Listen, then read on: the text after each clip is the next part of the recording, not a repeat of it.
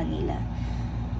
So, ayan, regarding naman sa inyong kaperahan, ano, so, may mga marireceive kayong blessings dito and sinishare nyo talaga sa ibang tao at itinatabi nyo yung perang yun para sa inyong mga pamilya. So, nakafocus kayo ngayon sa inyong pamilya, no? Hindi sa ibang tao for this month. So, check pa natin, guys.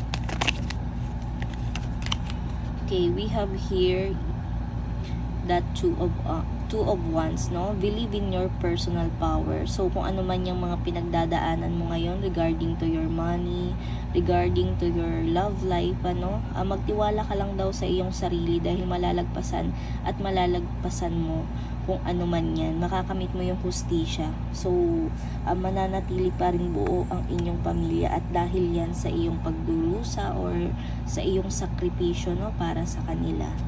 So,